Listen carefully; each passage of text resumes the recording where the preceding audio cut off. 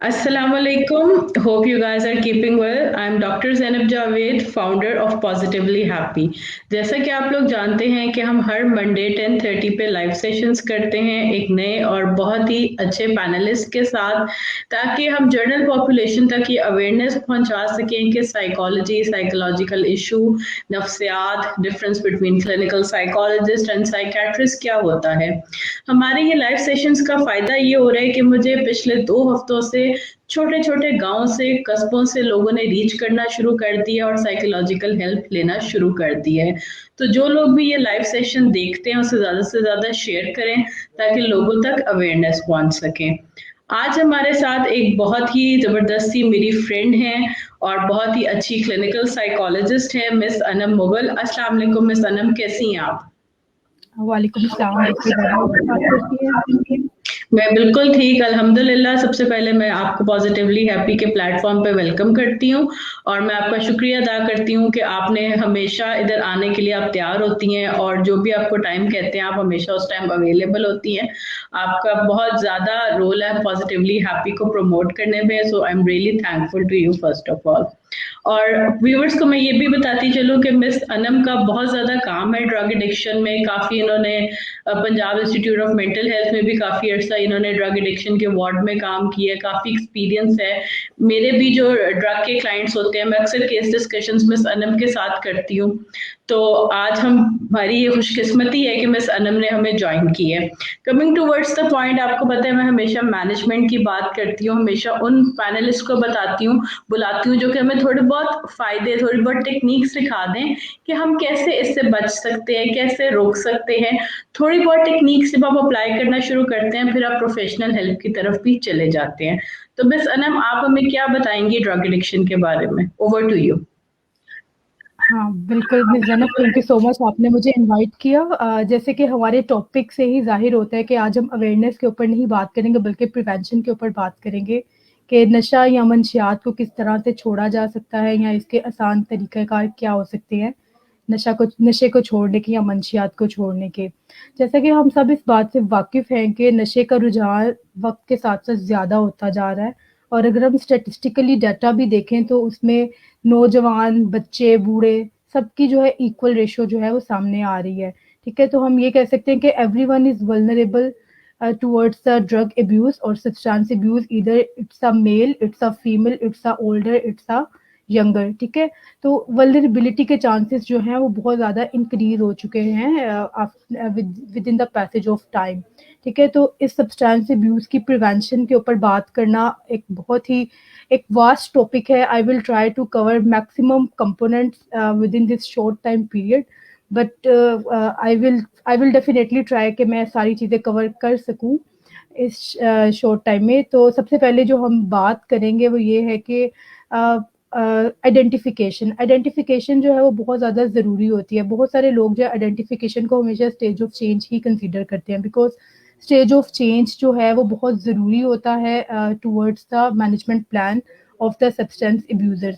लेकिन आइडेंटिफिकेशन हम as a self reflection के तौर पे भी यूज़ करते हैं, ठीक है? जिसमें हमें जिसमें थेरेपिस्ट को ये जानना बहुत ज़रूरी होता है, जो हमारा क्लाइंट होता है, जो पेशेंट होता है, उसकी फैमिली को जानना बहुत ज़रूरी होता है कि जो उसका बच्चा है या जो उसका क्लाइंट है या जो कि अब मरीज़ बन चुका है, because addiction is a disease, ठीक है? एडिक्शन एक ब्रेन डिज़ीज़ है, जिसके बारे में इवन क्लाइंट को खुद भी आइडेंटिफिकेशन नहीं होती और उसका भी जानना बहुत ज़रूरी होता है कि वो एक्चुअली में किस चीज़ का नशा कर रहा है, ठीक है? वो बेसिकली जो है वो उनको पता तो होता है कि हम जो है हेरोइन का नशा कर रहे हैं या हम लोग अफ़ीम खा रहे हैं, लेकिन उन्हें पता नहीं होता कि इसके साइड इफ़ेक्ट्स क्या हैं।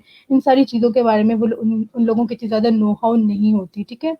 तो सेल्फ रिफ्लेक्शन में हम लोग जो है क्लाइंट की सबसे पहले जो है एक डायरी मेंटेन कराते हैं, जिसमें हम लोग अ, उनसे जो है पूछते हैं कि आप किस चीज़ का नशा कर रहे हैं, क्वांटिटी क्या है, उनका मोड ऑफ इनटेक क्या है, ठीक है? उस मोड ऑफ इनटेक में उनका जो है सबसे ज़्यादा वो क्या क्या चीज़ प्रेफ़र कर रहे हैं, स्निफ़ कर रहे हैं, पन्नी एक फ़ॉर्म होती है, वो जला के और इस तरह से नाक से स्निफ़, वो भी एक स्निफ़िंग की ही टाइप होती है।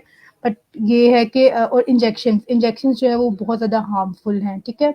तो हम जो है लेस हार्मफुल, जो हार्म रिडक्शन की कुछ टेक्निक्स होती है जो हम अपने क्लाइंट्स को इंट्रोड्यूस कराते हैं कि वो किस तरह से जो है वो less harmful mode of intake use करते हुए अपना जो एक प्लेयरेबल उनका जो एक सीकिंग बिहेवियर है, बिकॉज हमारे ब्रेन के कुछ रिसेप्टर्स एक्टिवेट हो जाते हैं, जो हमारा डोपामिन है, रिवॉर्ड सिस्टम है, वो हमसे डिमांड कर रहा होता है, ठीक है। तो जब वो डिमांड कर रहा होता है, आप सब लोग ही वाकिफ होंगे, एक टॉलरेंस लेवल भी होता है जो कि हमारी बॉडी में बिल्ट हो जाता है, जिसकी वजह से हम क्वांटिटी भी इंक्रीज कर रहे होते हैं, या हम अपने मोड ऑफ इनटेक जो है वो चेंज करके उसी तरह का प्लेयर सीख कर रहे होते हैं, ठीक है। तो जो HIV है, सॉरी, जो इंजेक्शन है उनसे हमें HIV भी हो सकता है, हेपेटाइटिस C भी हो सकता है, जो कि बहुत ही ज़्यादा हैजर्ड्स डिजीजेज है। उससे सिर्फ क्लाइंट को खुद को नुकसान नहीं पहुंच रहा होता, बल्कि उसके साथ उससे रिलेटेड जितने भी रिलेशनशिप्स होते हैं, उसके साथ जितने भी उसके लोग होते हैं, उनकी फैमिली मेम्बर्स, उनको भी सारी प्रॉब्लम्स हो सकती हैं। तो हम उन्हें बता सकते हैं कि जो इंजेक्शंस हैं, it is very much harmful, इससे लेस रिडक्शन वाली टेक्निक की तरफ हम उसको लेके आ सकते हैं, ठीक है। लेकिन ये ग्रेजुअल प्रोसेस है, ये हम उससे सडनली एक्सपेक्ट नहीं कर सकते कि हम सारी चीज़ें जो है उससे उसके साथ एक ही मैनेजमेंट प्लान में या एक ही सेशन में ये सारी चीज़ें कवर करेंगे। It is a long term process. और सेकेंडली जो मैं सेल्फ ये जो हार्म रिडक्शन की बात करें, ये इसकी फ्रिक्वेंसीज को भी हम रिड्यूस कराते हैं। जो क्लाइंट अपनी डायरी मेंटेन करता है, ये हम डिफरेंट सॉर्ट ऑफ सब्सटेंसेस के साथ कर सकते हैं। इवन निकोटीन का जो नशा है वो सबसे ज़्यादा जो है आजकल कॉमन है। हर दूसरा बच्चा जो है वो सिगरेट पी रहा है, बच्चा हो या बूढ़ा हो या जो भी हो, ये सबकी एक फेवरेट हॉबी बन गया है, ठीक है।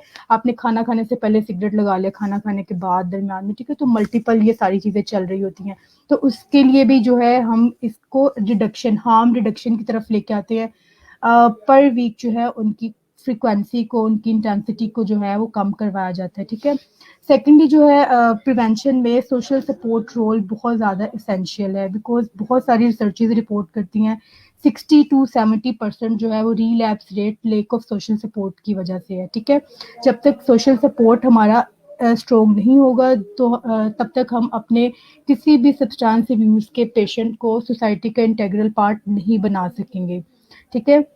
बिकॉज जो लैक ऑफ सोशल सपोर्ट होता है उसकी वजह से रिलैप्सेस भी बहुत ज़्यादा होते हैं। रिसर्चेज रिपोर्ट करती हैं कि जब एक क्लाइंट जो है वो रिकवर होकर घर जाता है और उसकी फैमिली उसको मिसट्रस्ट शो करवाती है, तो उसकी वजह से उसका जो है एक गिल्ट लेवल जो है वो डेवलप हो जाता है। उसको लगता है कि मैंने इतना कुछ किया है, लेकिन उसके बावजूद भी मेरी फैमिली मुझ पर ट्रस्ट नहीं करी, तो उसका एक दोबारा से एक रिएक्शन हो जाता है, वो रिएक्शनरी होकर दोबारा उसकी तरफ चला जाता है। इसमें फैमिली को जो है वो सिखाया जाता है कि हमने क्लाइंट में गिल्ट नहीं डेवलप करना, उसमें होप डेवलप करनी है, ठीक है। तो जितनी ज़्यादा उस क्लाइंट में होप डेवलप होगी, उतना ज़्यादा जो है उसके चांसेस रिलैप्स के कम हो जाएंगे, ठीक है।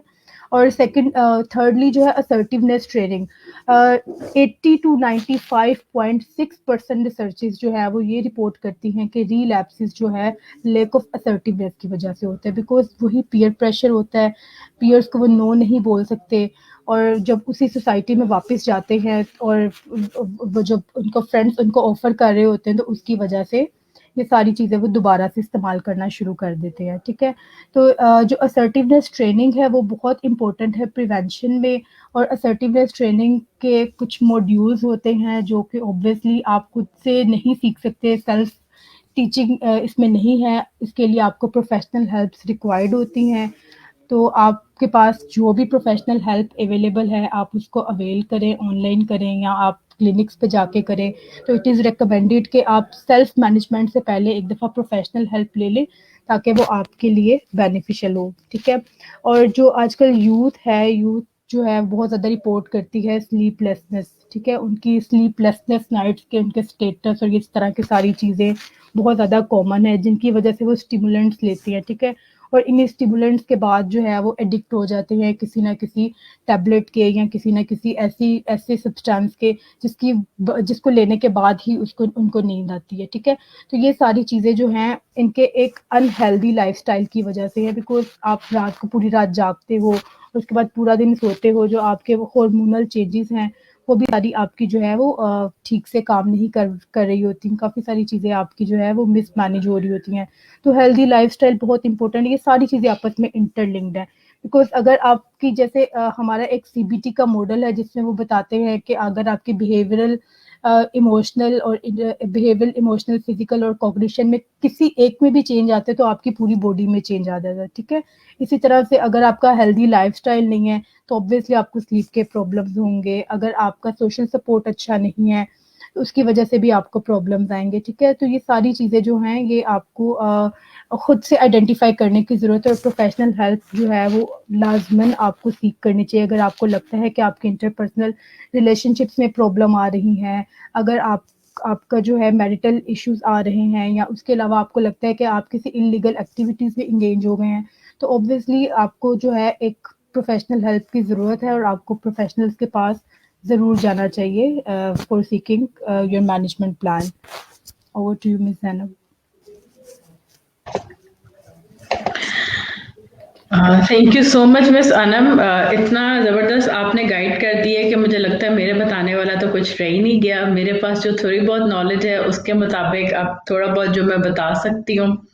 जैसा कि टॉपिक है, हमने बताना था कि 5 ऐसे कौन से तरीके हैं जिससे आप बच सकते हैं ड्रग एडिक्शन से, क्योंकि बहुत सारे आई एम श्योर वो लोग जो ड्रग्स लेते हैं वो मुझे सुन रहे होंगे।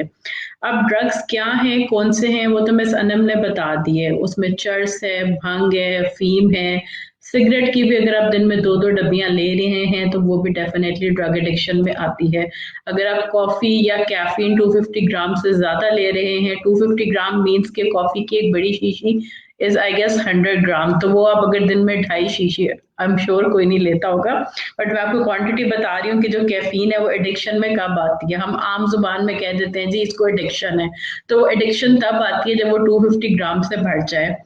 और जो शीशा ले रहे हैं, जो सिगरेट ले रहे हैं, ये सब चीज़ें एडिक्शन में आ जाती हैं। ये बताना इसलिए ज़रूरी है क्योंकि हमारी यूथ बड़े आराम से कह जाती है कि मैं तो सिर्फ ये ली है ना, निकोटीन ली है, मैंने सिर्फ शीशा पी है, मैंने सिर्फ सिगरेट लेता हूँ, तो ये सिर्फ नहीं है। स्टार्ट हमेशा छोटी चीज से होती है और वो हमेशा आहिस्ता आहिस्ता बड़ी होती जाती है। जैसा कि मैं सनम ने बताया, ड्रग एडिक्शन से आपकी फैमिली, आपके फ्रेंड्स, आपके रिलेशनशिप सब डिस्टर्ब हो जाता है। आपकी पर्सनल लाइफ, खास तौर पे अगर आपकी सेक्सुअल लाइफ बहुत बुरी तरह से डिस्टर्ब हो जाती है। बहुत सारे कपल्स रिपोर्ट करते हैं उन्हें सेक्सुअल प्रॉब्लम्स हो रही हैं। क्यों हो रही हैं? शादी को 2 साल हो गए हैं, 5 साल हो गए हैं, उनके घर औलाद नहीं है। जब हम उनकी हिस्ट्री में जाते हैं तो पता चलता है ड्रग एडिक्शन की हिस्ट्री है। तो ये बहुत सारे सेक्सुअल इश्यूज भी कॉज कर रहे हैं। बात है अगर ट्रीटमेंट की, जो मुझे बहुत सारे मेरे जो क्लाइंट्स अगर सुन रहे हैं जो कि ड्रग एडिक्शन की तरफ जा चुके हैं, देखिए आप क्यों गए, कैसे गए, कौन लेके गया, doesn't matter. I guess you are not responsible for it, आपका कसूर नहीं है। हाँ, लेकिन अब आप इसमें रह रहे हैं और निकल नहीं रहे, इसमें आपका ही कसूर है। जाने में शायद आपका कसूर नहीं था, आपको दोस्त ले गया, भाई ले गया, कोई नेबर ले गया, लेकिन वो ले गया। अब रह रहे हैं आप इसमें, इसमें आपका कसूर है और निकलना आप नहीं है। First of all, first line treatment, अगर आपकी ड्रग एडिक्शन बहुत ज्यादा बढ़ गई है तो सबसे पहले आप साइकेट्रिस्ट के पास जाए। साइकेट्रिस्ट आपको मेडिकेशन देगा, मेडिकेशन से आपकी बॉडी डिटॉक्स होगी। डिटॉक्स आपको पता होगा, जैसे हम वेट लॉस के लिए पानी पीते हैं, उसमें नींबू डालते हैं, खीरे डालते हैं, तो वो बॉडी डिटॉक्स हो जाती है। अब आपके अंदर इतना ड्रग गया होता है तो उसको डिटॉक्स करने की जरूरत होती है।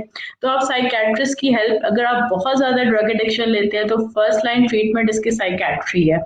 आप अच्छे साइकेट्रिस्ट के पास जाएं जो आपको कम से कम मेडिकेशन दे और आपकी बॉडी को डिटॉक्स करें। 15 डेज आप मेडिकेशन के थ्रू डिटॉक्स करें। अब एक ये नई चीज निकल आई है जी के डिटॉक्स करने के लिए आप रिहैब्स में चले जाएं या कहीं एडमिशन ले लें। बड़े लोग मुझसे पूछते हैं जी कि कौन से रिहैब में जाएं, तो मेरे ख्याल में बेस्ट रिहैब आपका अपना घर ही है। आपको किसी रिहैब में जाने की जरूरत नहीं है। आप क्लिनिकल साइकोलॉजिस्ट से काउंसलिंग लें, साइकोथेरेपी लें और साइकेट्रिस्ट से मेडिकेशन लें और अपने घर पे रहें। वहां आपको सपोर्ट सिस्टम भी मिलेगा, आपको हेल्प भी मिलेगी, तो आपके घर से अच्छा रिहैब कोई नहीं है। सो पहली चीज जो आपको हेल्प करेगी दैट इज मेडिकेशन। दूसरी चीज जो है वो है आपका एक्टिविटी स्केजुअल। अब एक ऐसा बंदा है जिसने फैसला कर लिया है, मैं उन लोगों के लिए बता रही हूँ जिन्होंने कर लिया। अब इसकी भी डिफरेंट स्टेजेस होती हैं। मैं करना नहीं चाहता, मैंने कर लिया है, मुझसे हो नहीं रहा। एक प्रोचेस्का का बड़ा डिटेल मॉडल है जो कि बताता है कि आप ड्रग एडिक्शन की किस स्टेज पे है। हम उन लोगों की बात कर रहे हैं जिन्होंने फैसला कर लिया है लेकिन उनसे हो नहीं रहा। जिन्होंने फैसला कर लिया है वो क्या कर सकते हैं, वो अपने दिन का एक्टिविटी स्केजुअल बनाएं और उसमें हेल्दी एक्टिविटीज डालें। वो एक्टिविटीज फिजिकल एक्टिविटीज होनी चाहिए। ये नहीं कि मैं गैजेट यूज कर लूं, मैं मोबाइल यूज कर लूं, मैं गेमिंग कर लूं। गैजेट से हट की एक्टिविटीज हो सकती हैं, गार्डनिंग हो सकती है, वॉक हो सकती है, रिलैक्सेशन टेक्निक्स हो सकती हैं, पेंटिंग हो सकती है, ड्राइंग हो सकती है, फ्रेंड से मिलना हो सकता है। आपके दिन में इतनी ज्यादा एक्टिविटीज होनी चाहिए कि आपको ड्रग की तरफ जाने का टाइम ही ना मिले, फर्स्ट ऑफ ऑल। दूसरी चीज जो आपको करने की जरूरत है, अब आप कहेंगे कि जी जब हमारा दिल कर रहा हो, जब हमें क्रेविंग हो रही हो ड्रग लेने की, तो हम क्या करें? अब इतने अरसे से हम जी भांग ले रहे हैं, इतने अरसे से हम चर्च ले रहे हैं, तो हमारा दिल तो करेगा ना। अब ये दिल तो करेगा बिल्कुल इस तरह है जैसे एक बंदा वेट लॉस पे होता है और वो मीठा खाता है, तो वो कहते हैं जी कि मैंने मीठा खाने को दिल करता है तो मैं कैसे रुकूं। ये बिल्कुल उसी तरह की क्रेविंग है। तो अकॉर्डिंग टू रिसर्च के अगर आधे घंटे के लिए आप अपनी क्रेविंग को डिले कर दें किसी हेल्दी एक्टिविटी में, तो आपकी क्रेविंग इतनी स्ट्रांग नहीं रहती। अगर आपका सिगरेट पीने को दिल कर रहा है तो आप आधे घंटे के लिए कोई फिजिकल एक्टिविटी कर लें, गार्डनिंग कर लें, you can go and take a bath. उसके बाद आपकी जो क्रेविंग है काफी हद तक कम हो जाएगी। मोस्ट इम्पॉर्टेंट चीज जो है, आपके वो दोस्त जहां जाके आप जो है ड्रग्स लेते हैं, जो आपको ड्रग प्रोवाइड करते हैं, बेसिकली मैं ड्रग डीलर्स की बात कर रही हूँ। जो आपको ड्रग प्रोवाइड करता है, बेशक वो आपका बेस्ट फ्रेंड है, वो ड्रग डीलर ही है, तो आप उनकी कंपनी में जाना बिल्कुल बंद कर दें। देखिए इस दुनिया में बड़े अच्छे और बड़े खूबसूरत लोग हैं, बड़े अच्छे दोस्त हैं, ये दुनिया अच्छे लोगों से ही बनी है, ठीक है? तो अच्छे लोगों को अप्रोच करें और उनको अप्रोच करना बंद कर दें। एक दफा आप रिकवर हो गए, आप ठीक हो गए, तो आप कल को जाके उनको ठीक कर सकते हैं, ठीक है? लेकिन उनकी कंपनी में जाना बंद करते हैं। जब आपका दिल करे कि आप उनके पास जाएं, आप सोच लें कि आपने उस टाइम अपने आप को डाइवर्ट करने के लिए और क्या करना है। आप उस टाइम कोई और काम कर सकते हैं। You can go to a library, you can join a sports club, you can join a health club. तो आप कोई डिफरेंट एक्टिविटी रखें, क्योंकि डेफिनेटली आप उन फ्रेंड्स को, उनकी गपशप को, उनके साथ खाना पीना सब कुछ मिस कर रहे होंगे, तो आप उसकी कोई ऑल्टरनेटिव एक्टिविटी ढूंढ लें। ये सब करने के बाद जो सबसे इंपॉर्टेंट चीज होती है वो आपकी सोच होती है। आपने ड्रग छोड़ दिया, आप बैठे हुए हैं, लेकिन वो जो सोच जो स्कीमा बन के आपके दिमाग में बैठ गई है कि नहीं, जब मैं सिगरेट पीता हूं ना, मुझे सुकून तभी आता है, ये फिक्स हो गई है एक नेगेटिव ऑटोमेटिक थॉट। अब इस थॉट्स पे आपको काम करने की जरूरत है कि मैं सिगरेट लूंगा तो सुकून आएगा, चर्च लूंगा तो टेंशन खत्म होगी, मेरे घर में बड़े मसाइल हैं, मैं वो इंजेक्शन लगाऊंगा तो सुकून आएगा। आपको इन सोचों पे काम करने की जरूरत है। वो आप कैसे कर सकते हैं? उसके लिए आप एक डायरी मेंटेन करें।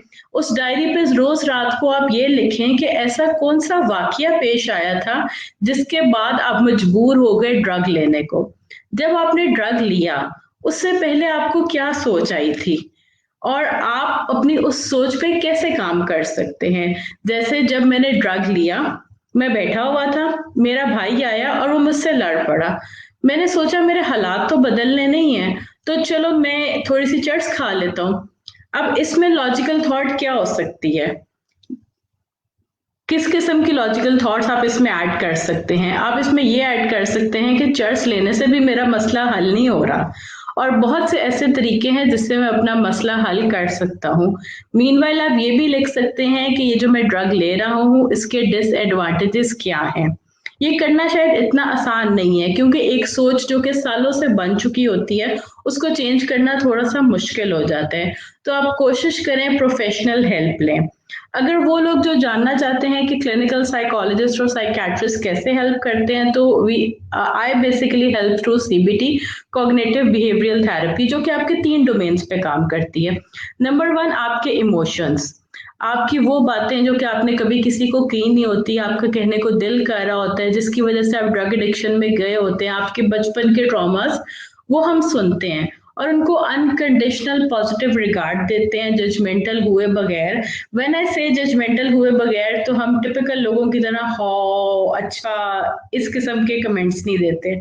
हमारे लिए आप सही हैं, हम रिगार्ड करेंगे आपकी बातों को, आपकी बातों को एक्नॉलेज करेंगे। इसका मतलब ये नहीं कि हम आपकी गलत बातों को सही करेंगे, but we believe on the fact that to err is human, और हम आपको सुधरने की, बेहतर होने की गुंजाइश देंगे और उसके तरीके सिखाएंगे। So first level is emotional level. Second level is behavioural level, जिसमें हम आपकी एक्टिविटी स्केड्यूल पे, आपकी रिलैक्सेशन टेक्निक पे, जैसे कि मिस अनम ने भी बताया, आपकी कम्युनिकेशन स्किल्स, आपको असर्टिवनेस सिखाएंगे कि जिन लोगों में आप बैठते हैं उनको आपने नो कैसे कहना है, आपको राइट सिखाना to say no, that is very important. और आपके स्लीप इश्यूज को ठीक करना। डेफिनेटली जब आप इतना ड्रग ले रहे हैं, आप एकदम से छोड़ेंगे, फिर आपको नींद के मसाइल आ जाएंगे, आप दोबारा लेना शुरू कर देंगे, तो ये आपके लिए खुद छोड़ना थोड़ा सा मुश्किल हो जाएगा, आपको इसमें प्रोफेशनल हेल्प की जरूरत है। Last but not the least, जो आपके फिक्स कॉग्निशन स्कीमास, बिलीफ, सोचें नेगेटिव बन चुकी हुई हैं अपने बारे में, दुनिया के बारे में और लोगों के बारे में, उन पे भी काम करना जरूरी है। Drug addiction is completely treatable. इसका बेहतरीन तरीका यही है कि आप अच्छे क्लिनिकल साइकोलॉजिस्ट और साइकेट्रिस्ट के पास जाएं, और फैमिली जो उठा उठा के ले जाती है कि इसको रख लें, इसको फेंक दें, ये एक्टिविटीज आप बंद कर दें। वो क्लाइंट्स हैं, वो कोई अछूत नहीं है जिनको आप उठा के कहीं फेंक आते हैं। तो be kind to yourself and be kind to people जो कि इस तकलीफ से गुजर रहे हैं। मैं कमेंट्स की तरफ जाऊं तो एक कमेंट है कि मैं इलाज ऑनलाइन, बिल्कुल आप ऑनलाइन ट्रीटमेंट करवा सकते हैं। आप मिस अनम मुगल से भी करवा सकते हैं, ये यूनिवर्सिटी ऑफ लाहौर में होती हैं, और मेरी जो डिटेल्स हैं वो फेसबुक पे होती हैं। और मिस अनम भी, आई गेस मिस अनम, मैं आपको अनम्यूट कर रही हूँ। मिस अनम, आप भी शायद ऑनलाइन सेशंस लेती हैं? जी जी बिल्कुल, ऑनलाइन सेशंस लेती हूँ। ठीक है, मिस अनम भी ऑनलाइन सेशंस लेती हैं, तो आप उनसे भी ले सकते हैं। बाकी मिस अनम, आपके लिए बहुत पॉजिटिव कमेंट्स आए हैं और लोग आपका शुक्रिया अदा कर रहे हैं। इसके साथ साथ मैं अपना सेशन वाइंड अप करती हूँ, और in the last I want to know कि मिस अनम आप कुछ ऐड करना चाहती हैं अगर। हाँ, मैं बस एक चीज़ ऐड करना चाहूँगी, जो हमने आई थिंक कवर कर भी ली है, लेकिन मैं फिर भी इसको एलिब्रेट करना चाहूँगी। पेरेंटिंग स्टाइल, हमारा जो एडोलेसेंट्स है उनका जो एक चेन बन रही है, वो ड्रग्स की तरफ जा कैसे रहे हैं। मीन्स सबसे पहले 9 आउट ऑफ 10 लोग यही रिपोर्ट करते हैं, first of all they take cigarette, then they took churs, then they took opium, then they took brown sugar, brown powder, then white powder, and then ice. This is the cycle of becoming the chronic addicts. ठीक है, तो जो cigarette है, जो adolescence level पे, और mostly reportings यही आ रही हैं। मैं प्रीवियस 3 ईयर से ड्रग एडिक्शंस के साथ काम कर रही हूँ, एंड दे आर रिपोर्टिंग के उनका जो एक साइकिल है वो इसी तरह से बनता है, and they are getting towards the drug from the age of 13 or 14. ये तो और इससे प्रीवियस एजेस भी रिपोर्ट हुई है, बट फ्रीक्वेंसी जो है, जो मैक्सिमम रिपोर्टिंग है, वो 13 to 14 है। तो इसमें पेरेंटिंग का जो रोल है वो बहुत ज़्यादा इम्पोर्टेंट है यहाँ पे, बिकॉज जब बच्चा स्कूल से आ रहा है, या आधा घंटा भी लेट आ रहे हैं, या पौना घंटा लेट आ रहे हैं, या कभी समटाइम्स दे आर रिपोर्टिंग के हम बहुत बहुत टाइम तक घर जाते ही नहीं हैं, हम सुबह जाते हैं और रात को आते हैं। तो इसमें पेरेंटिंग का एक जो फैक्टर है वो इन्वॉल्व होना चाहिए, जिससे जो सब्सटेंस अब्यूज का जो एक डिलेमा है जो बहुत ज़्यादा इंक्रीज हो रहा है, उसको भी कम किया जा सकता है। तो पेरेंटिंग आई गेस के इसको भी हमें जो है वो इन्वॉल्व करना चाहिए इसमें, इन अर्ली चाइल्डहुड स्टेजेस पे, ताकि हम अपने एडोलेसेंस को जो है इस नशे की बीमारी से बचा सकें। Very important point added miss Anam. इसके साथ ही मुझे अपना एक केस याद आ गया ऑफ एन XYZ क्लाइंट। तो उसने मुझे यही रिपोर्ट किया कि मैं अपने पेरेंट्स को कह के चला जाता था और मैं लेट आता था, और मैं ड्रग एडिक्शन इसलिए करता था क्योंकि मुझे पैसों की जरूरत थी। तो थोड़ा कभी मैं प्रोवाइड कर देता था, थोड़ा मुझे प्रोवाइड कर दिया जाता था। तो वो बच्चे जो कि मनी मेकिंग के लिए ड्रग एडिक्शन कर रहे हैं, तो मैं उनको ये बता दूं कि मनी मेकिंग के अब इतने अच्छे तरीके निकल चुके हैं। आप फ्रीलांस के थ्रू मनी मेकिंग कर सकते हैं, आप अपना YouTube चैनल चला सकते हैं, आप कंटेंट राइटिंग कर सकते हैं, तो और आप उससे डॉलर्स में अर्न करते हैं। मनी मेकिंग के बहुत अच्छे तरीके अब निकल आए हैं और वो आपको हेल्पफुल भी रहते हैं। इंशाल्लाह हम उस पर भी एक सेशन करेंगे। आई होप कि हमने जो आपको आज इन्फॉर्मेशन दी है वो काफी लोगों के लिए यूजफुल रहे। Once again thank you so much miss Anam, आपके टाइम का बहुत शुक्रिया। One more thing I would like to add, choose your friends wisely, because जो आजकल मैं ट्रेंड देख रही हूँ, इट्स अ रिएक्शन फॉर्मेशन. जो एक बच्चा जो है वो ड्रग अब्यूज की तरफ चला गया है, जैसे सेक्सुअल अब्यूज है, अगर किसी के साथ हो गया है, देन वो अडल्टहुड में जाके उसी तरह से जो है वो बिहेव करना शुरू हो जाएगा, या वो भी सेक्सुअल अब्यूज करना शुरू हो जाएगा. इसी तरह से आजकल एक बहुत ज्यादा ट्रेंड है, जो रिपोर्टिंग्स हो रही हैं, जो केसेस आ रहे हैं मेरे पास, वो यही बता रहे हैं कि उसने स्टार्ट किया था, किसी ने मुझे लगाया था, तो मैंने आगे 10 लोगों को लगा दिया. तो जो एक रिएक्शन फॉर्मेशन का प्रोसेस है ना, इसको स्टॉप करना चाहिए. स्टॉप तभी होगा when we choose your friends wisely. तो जो फ्रेंडशिप्स हैं उसको थोड़ा सा वाइजली चूज करना चाहिए. पेरेंट्स को जो है देखना चाहिए कि उनके बच्चों के फ्रेंड्स कौन हैं, बच्चे कहाँ जा रहे हैं, उनकी हेल्दी एक्टिविटीज है या नहीं है. ये सारी चीज़ें जो है वो अर्ली चाइल्डहुड में अगर हो जाएं तो वो ज़्यादा बेहतर है, ताकि अडल्टहुड में जाकर उनको प्रॉब्लम्स फेस ना करना पड़े. बिल्कुल मिस अनम की इसी बात के साथ मैं एंड करूंगी कि जो पेरेंट्स हैं कोशिश करें अपने बच्चों पे नजर रखने के साथ साथ उनके साथ दोस्ती भी रखें. जो आपके तरीके थे आज से 20-25 साल पहले, वही तरीके आप अपने बच्चों पे आज नहीं चला सकते. So try to maintain a very friendly atmosphere with your children. Thank you so much for listening us. अल्लाह हाफिज एंड टेक केयर. अल्लाह हाफिज मिस अनम.